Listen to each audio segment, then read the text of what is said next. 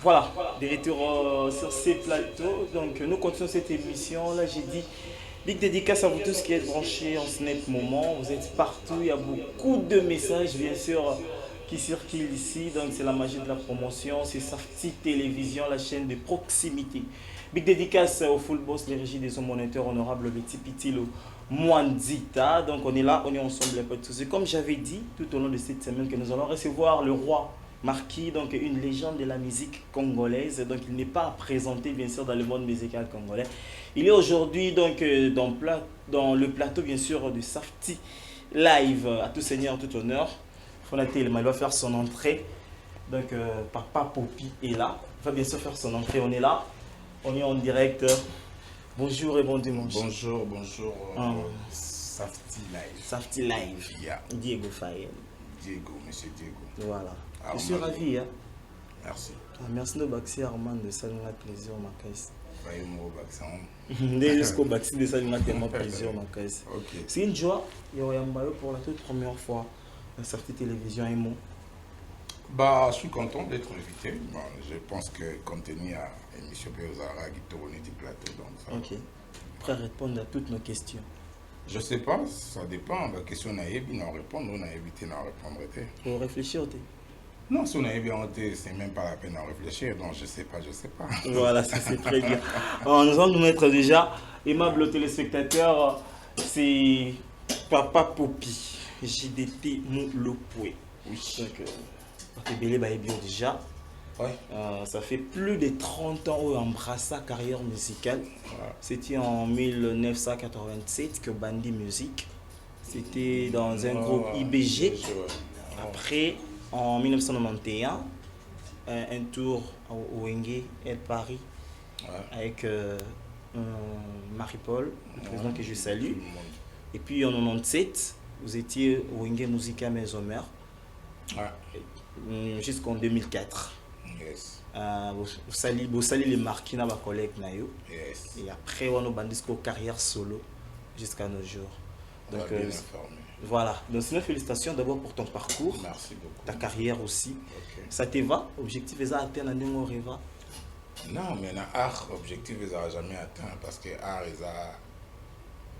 ils sont bizarre. Dans l'art, il y a toujours perfection, mais perfection, peut ils ont la perfection. C'est que pourcentage, ils ont ni majoritaire, ni un peu minoritaire. En fait, dans le calcul, que je donne le meilleur de moi, quoi, tu vois. Mais dans la salle, on appelle ça le meilleur de moi. Bah, tu ne faut pas juger est-ce qu'ils ont bien, est-ce qu'ils ont mieux, est-ce qu'ils ont par rapport à. Moi, je ne fais que donner le meilleur de moi. Le reste, c'est aux médias, aux mélomanes. Voilà, quoi. Mais en retour, quand même, ça va, retour de sondage. Non, on a des JDT, je ne me plains pas, donc voilà, donc je ne me plains pas. Voilà. Ces derniers temps, constat où peut-être on a que vous êtes trop diaspora par rapport à Mbo Cannabiso. Ouais. Trop poteau, ça dit à quoi musicalement parlant? Non, trop poteau, on va dans la poteau, on a résidé dans la poteau. Et voilà, on a à cheval entre, parce que le groupe n'a pas on a à cheval entre poteau et kin. On va dans la poteau. Comme je le fais tout le temps. Le groupe est à au travail. On a travaillé quand on a travaillé, donc ça veut dire ça date depuis dans salle groupe on tiré le tout vivre à Kabou, donc on a travaillé. Mais ça n'a pas bon. Mais ça n'a pas bon. C'est comme ça. Parce que les candidats expliquent bien son nom va dans poto groupe ils ont qui. Ouais, mais tout comme Nazao, Nazao a deux groupes, moi j'ai une poto, monsieur j'ai une kin. Donc Nazao toujours à cheval. Donc monsieur n'a pas eu qui Nazao à cheval entre kin et poto. Ça leur dérange pas. Voilà. Maintenant parlons de la musique. Ouais. Musique congolaise. Ça évolue. Ils ont progressé ou ils ont régressé selon you? Musique congolaise. Non, musique congolaise, on a encore un là-bas. Sauf que il faut. Pour Maramni s'oppose à la bien, il faut créer.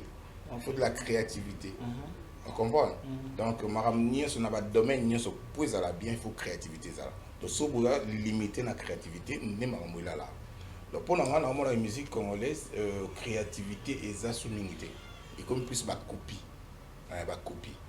Donc, tu as neti banani, tout ça a neti banani, bon, ils ont simba et puis voilà. Est-ce que l'on est saliqué comme ma copie? C'est l'on y bon, ils ont, je sais pas, ils ont manque, il y a créativité. moi je pense que c'est un manque de créativité. Pour ceux créativité, elle lit jamais au. Pour moi, dans la création, elle doit toujours ça la plus. Elle doit toujours soit eux qui, na gauche, bah bêti boye, il faut le ça la plus que voilà. Pour nous dans la création. Mais nous dans la création, tu soit mon qui est bon, ne va pas te comme map, vous n'êtes aussi mal, on va pas le monter comme un map. Voilà. Mais si quoi, en tant qu'artiste musicien, dans un domaine peut-être il y a créativité voilà. Parce que oye bandengini que non cet artiste a créé, ou a créé, t'es là on est ça là qui artiste a créé. Oyo artiste c'est soit créé ou quand la touche na yo va bilo mo ya yi moko la particularité mo ezali ya yi. Donc artiste nous soit beti nega maman zo kene dans un cas délai comment on tire la sonde. On joue à son moko bambino ga likolo. Plus musique à lui bon tellement ba ba son ba o ma pe ba on tire la son ba donc on a besoin son na yo et na sali na tche vo na nga et puis na dans Ming comme bon donc les gens n'ont plus le temps à travailler parce que la musique est comme tellement eh bien on est comme tellement et comme trop monétisé monétisé trop simple par rapport à niveau travail monotonie électrique ben on est et comme trop programmation voilà.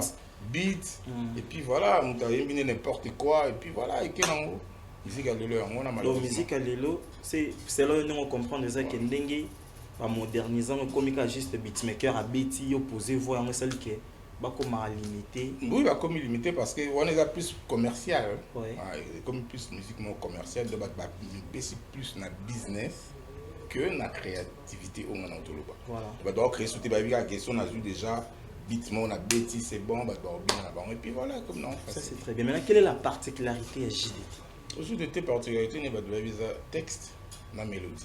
Mélodie. Voilà. La rumba aussi. La rumba, oui, la rumba. S'adapte à peine à style Moussoussou. On s'adapte à oui, s'il faut, mais base dans la rumba. S'il faut, comment?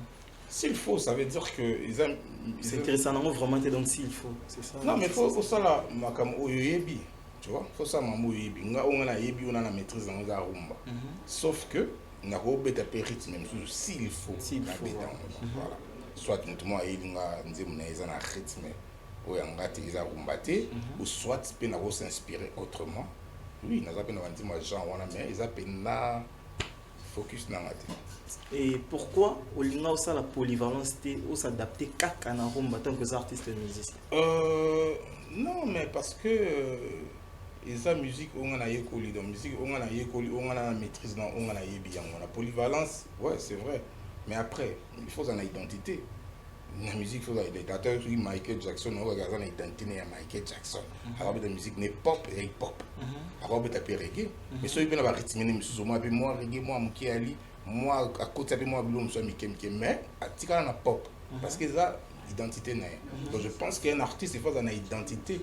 Bob Marley va bêter reggae bande bandit na suka. Vous comprenez ça c'est plaignant zaté.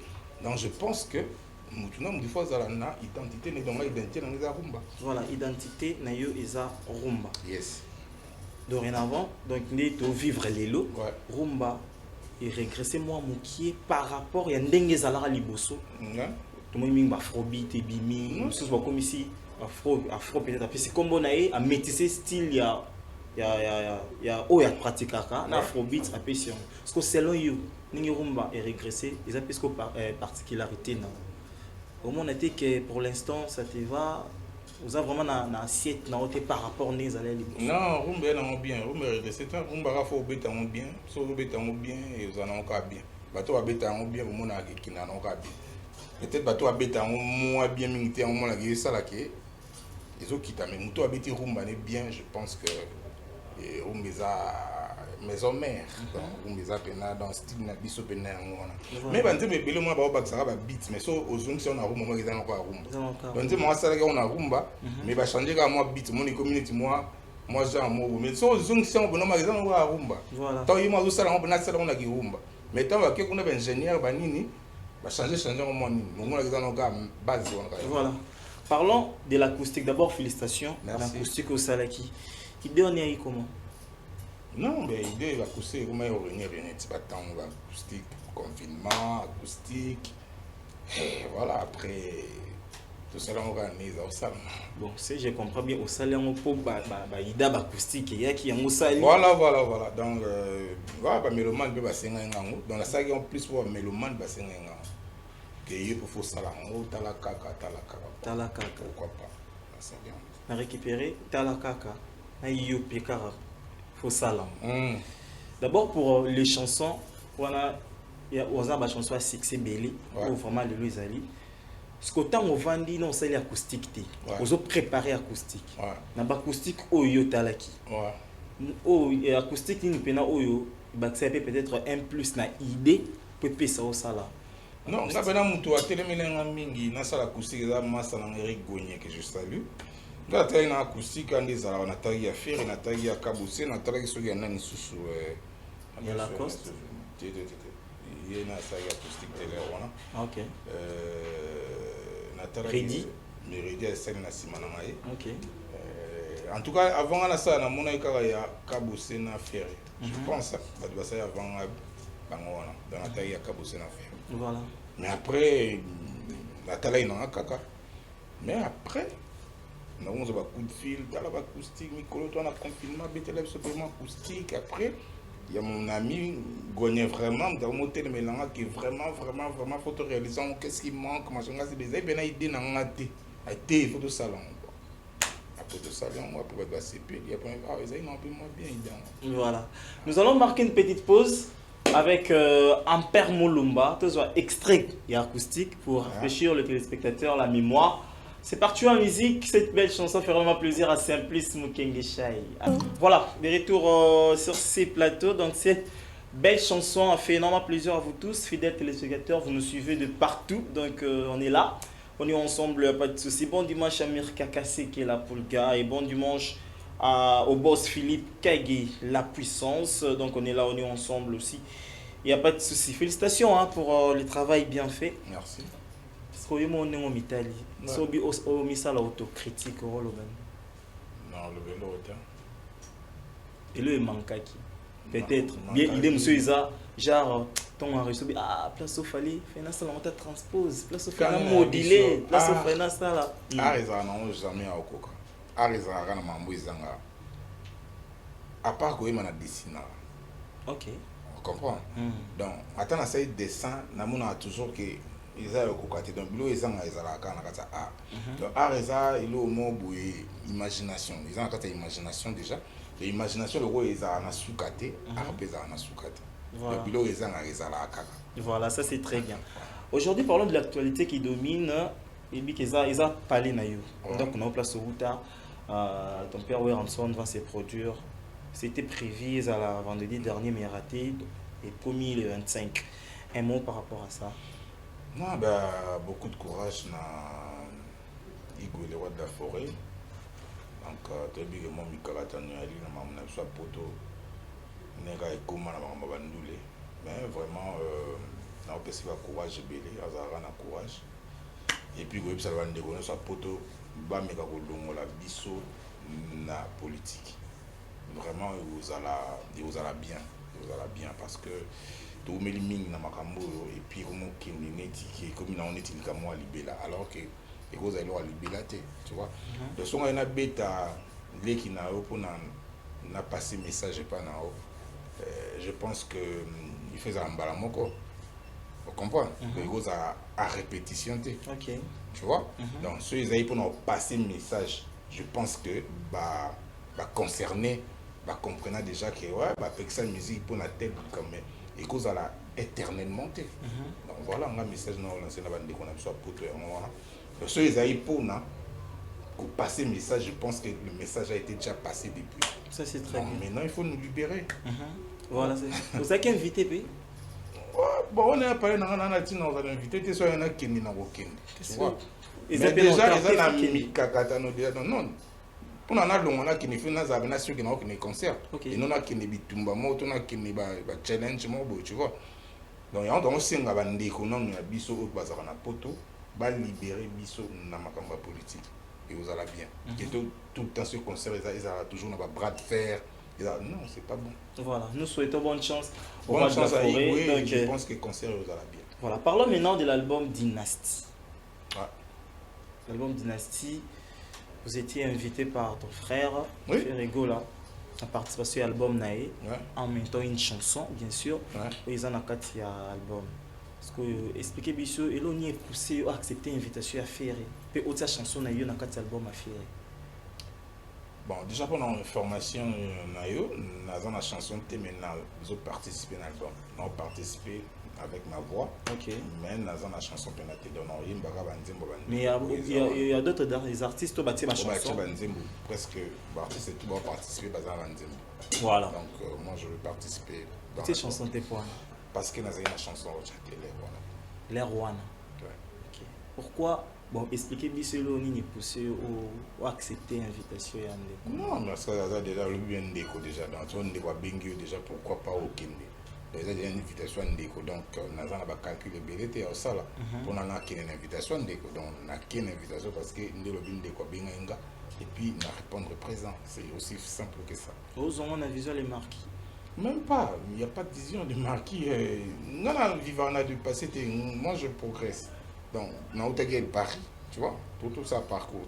IBG, El Paris, Maison Mère, donc tout ça, ça va partir. On a vision. On a vision, parce que ça déjà projet dans la tête. On a participé parce que donc voilà, moi je ne fais que participer. Et nous avons une vision, mon côté, on a boule, mon côté. Yemoko, mon colo boule, naïbi boule, nini, à Salélion. Donc moi je ne suis qu'un motokaka. Maintenant, idée ni au baccès peut-être ça là qui n'a tout y a fait arrêter dans l'album. Un album n'a pas été parce que les albums les initiatives, les imaginations, les idées. Tout ce que je peux donner, c'est de l'art. Donc, tant que vous avez moi des malouba, des trois malouba. Mais dans une structure sortie, on a un concert qui moi on a cadre privé. Mais officiellement, ils ont un album donc il y a voilà, ça c'est très bien. Maintenant, nous continuons toujours.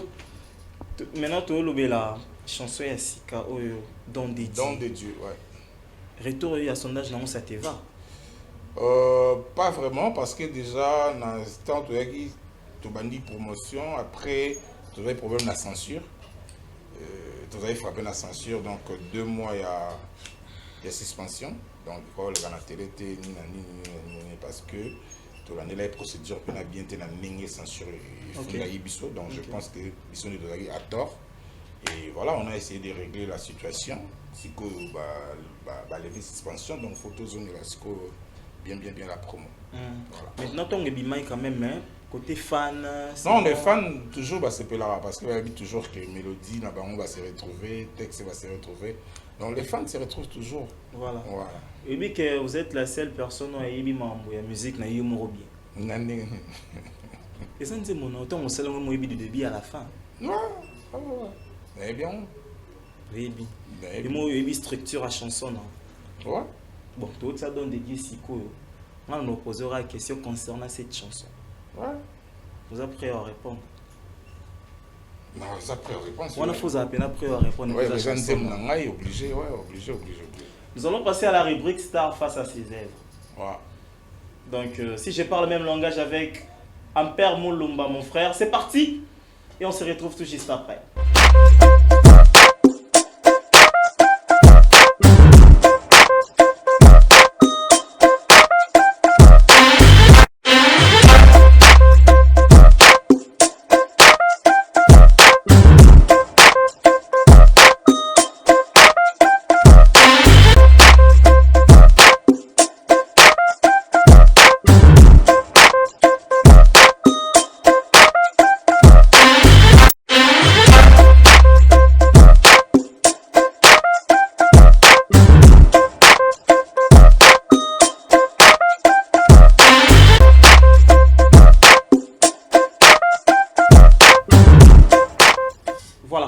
De retour, tu côté ce qu'on a rubrique qui a Star face à ses œuvres. Ok. La rubrique Koyo, tu as la chanson. Ouais.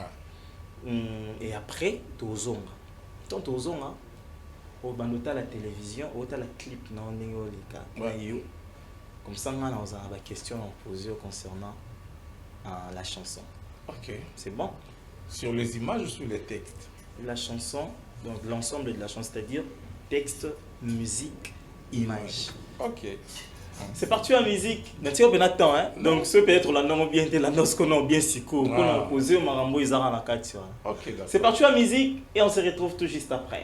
Gilo Branco, Alain Moula, Clara de Bruxelles, Bichou Djembo, Passi Ministre, Yogi Chabani, Jires Pejou, Alfred Kabia, Blaise Sebele Mobobo, Alice Moiti, Sarah Satou, Lolo Iolo, la Nord.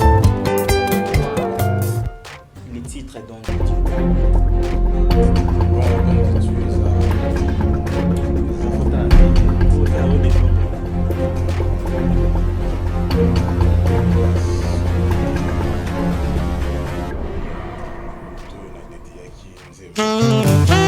C'est par la raison que l'homme accède à la liberté. Coco Madimba Madera, Chancel Mbemba, demi-dieu.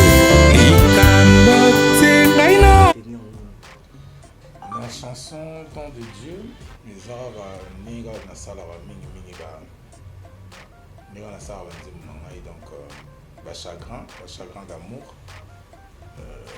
Na Don de Dieu ça moi c'est moi ça délaissé na bana azo azo la présence en bal na wa azo tika tika et azo voilà. Tu as une structure à chanson. La chanson d'eau de Dieu, ça combien de minutes et combien de secondes? Combien de minutes? Je pense à 5 minutes, 5 minutes 30, si je ne m'abuse. So, on répond à la question bien, tu m'as traqué aux promotions, on a 7 fois par jour. On a les sous. Et ça combien de minutes, combien de secondes? Et ça, 5 minutes.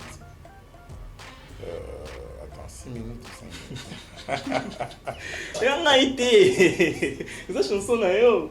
Il y a encore soufflé. Voilà. Ok. Attends, tu vois, on a eu qu'il y a 6 minutes. Donc, on a eu 2. 5 minutes 40. À 5 minutes 45. 47. 5 minutes 46 secondes. 46 secondes. Voilà. En tout cas. On est siko. Soko Zui. Ah, n'est évité. Chanson donne de Dieu, ça a combien de dédicaces? Oh yo boaka. Combien de dédicaces? Ouais. Ah. Don de Dieu, combien de dédicaces? Vous avez un papier jour en studio? Non, mais Il y a la moutou. ça se passe pas. Il est à journée morte que celui qui a la dédicace. Mais attends, celui on a boire qui, le but on a ça sur la boire, tu vois. Vous allez écoute avec Biman.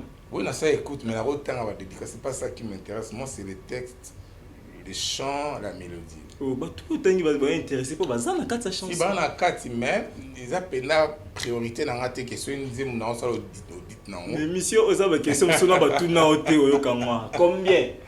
Combien de dédicaces On a fait à peu près combien? À peu près cause à la 45.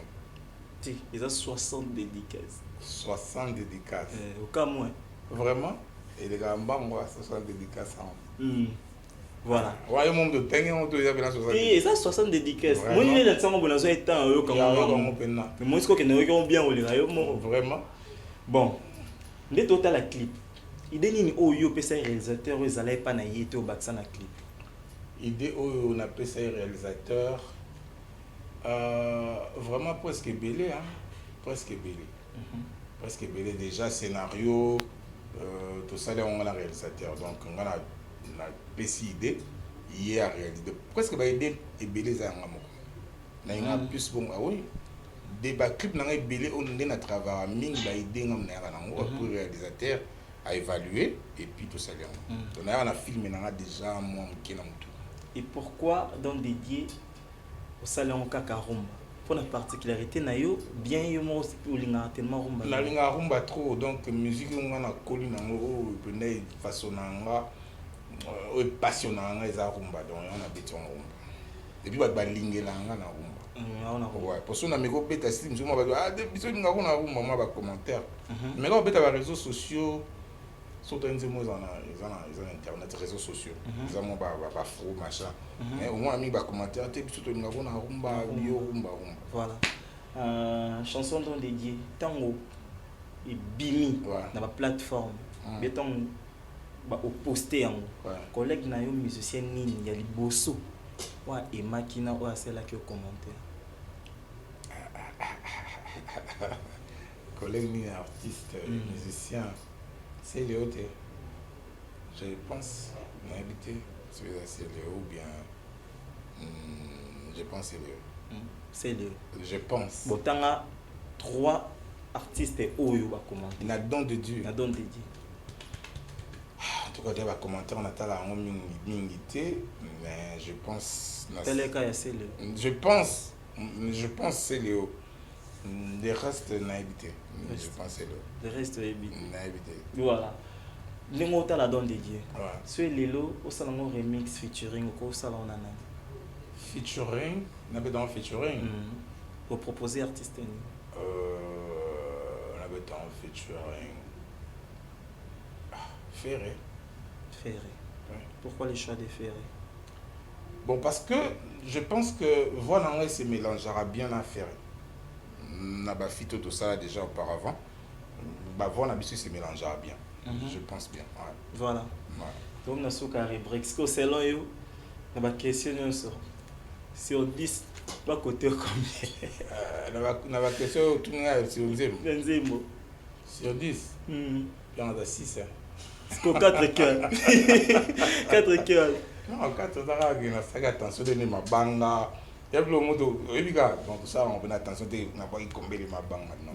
Il faut que l'on ait on a combien de ma banga de bois.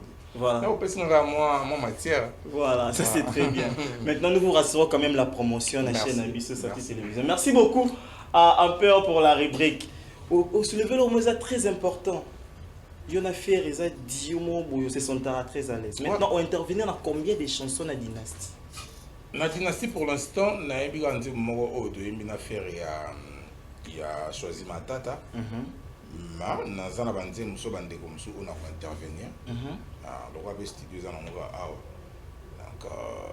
à tout moment, on a participé. On a Michel Bass, c'est Léo, il y a voilà. Tout le temps, quand même, un message à question Liboso, pourquoi Kinra? Pourquoi Kinra? Parce que ma ramébé n'a pas besoin de se payer ça, on a pénaté et on a vendu à mi arrêté. Parce que l'on est au lingara peut-être et ça la masco ils ont mon ça. Nangana au début bien que ma maman est commis pénan n'engé fait ça arrêté. Faut pas se voiler la face, faut pas tout ça ma maman dit.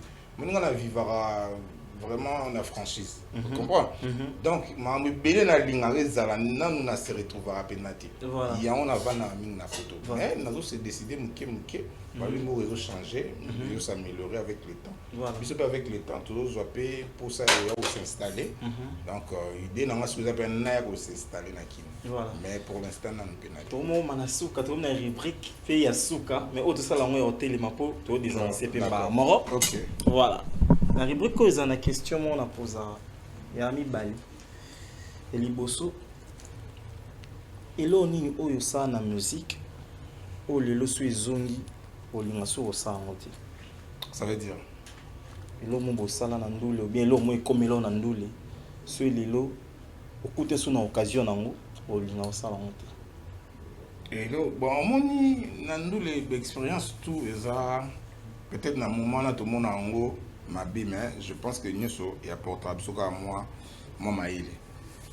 donc moi je pense que ceux qui refaire pour ne pas se maïler non refaire on peut pas ça maïler et là on m'a besoin de liwa ceux qui ben va bon nous le mode que na Angola na ma bord mais ça c'est bêta pena wana au bandelate mais ceux qui ont erreur mususu et permettant nazwa moi na bénéficier de molo non ça non moi problème.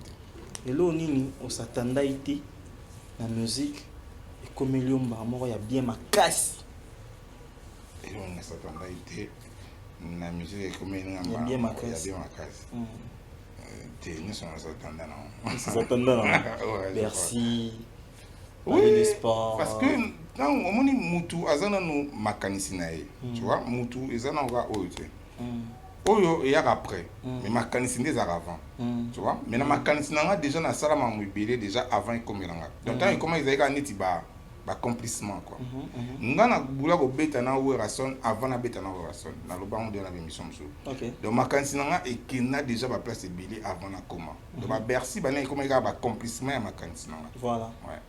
Bon, question souka. Tous on ni bandeli, donc tout ça les parcours na yo. Ouais. Est-ce qu'il y a une question mon boy? Entre Marie-Paul na Ouera. Ouais. Na bimiso. Nous a propulsant les Werason. Marie-Paul les a qui Marie-Paul a vient là. Donc Marie-Paul les a début là professionnellement parlant. Donc on a eu des orchestre ça va IBG kanizaka. Donc souci na ngeza ina beta na wingi BCBG 4x4. Mais il y a aussi la guerre, il y a des potos, na jeune âge et tout.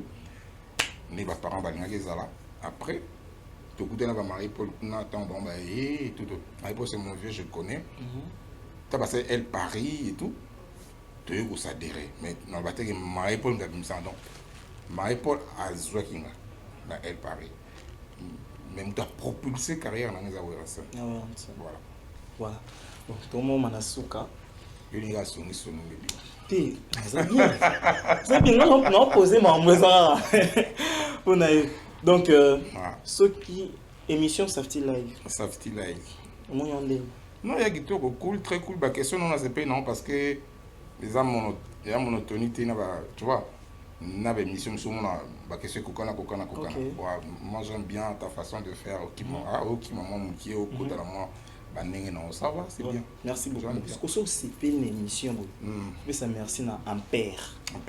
Ampère est réalisateur, puis directeur technique à Safety Télévision. Ampère. Voilà. Et puis ça merci à ingénieur Daniel Maloulou. Il est bien que chef coutumier. Ingénieur. Régisseur. Ingénieur Daniel Maloulou. Daniel Maloulou, merci beaucoup. Daniel Maloulou. Voilà. Ampère. Ampère. Et puis, voilà. Enoch Louye na caméra. Enoch Louye. Merci ma caméra. Bon caméra. Caméra man comme on est Sifa. Sifa Massifa. Maman Sifa va le bailler. Sifa Louoshi, voilà. Voilà comme on est Nela. Nela. Mon frère Nela. Et puis j'étais assisté par mes frères. Nous avons lancé l'émission politique comme on a Simplice Mukengeshai. Voilà. Mon tour na biso yana comme Jessica Kanza. Jessica Kanza. Voilà. Voilà. Ok, Jessica Kanza. Voilà. Enchanté. Maman Sifaye. Maman Sifaye. Ah, on va y manger. Coordonnatrice adjointe. Adjointe. Madame Francine. Madame Francine. Voilà. Ok. Cette fois Ballon d'Or. Oh, cette fois l'émission cette fois Ballon d'Or. Madame Abedabay. Voilà. Un grand merci à Yann, le big manager. Un grand merci. Il est mon meni.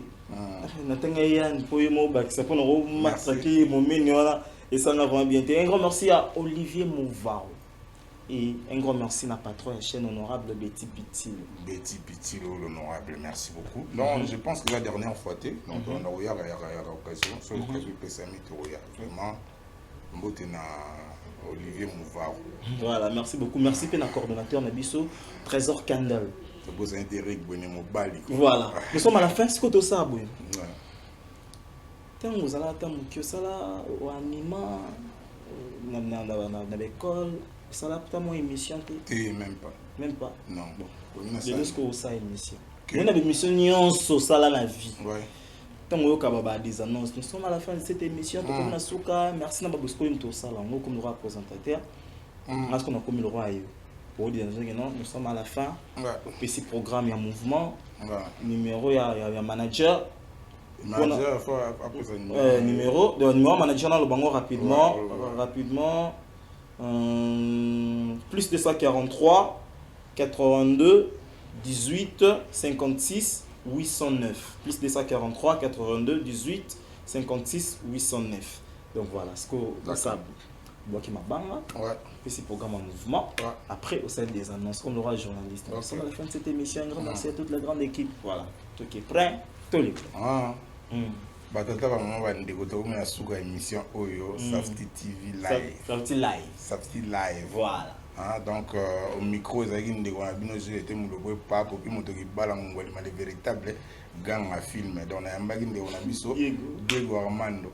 Donc ça veut dire que lelo ndelelo. Donc émission ça aussi là na minute émission Sili. Le programme na biso ya mouvement eza répétition eza na bandal na award. Mais ba jour eza na mpena possibilité to opesa nous prochainement.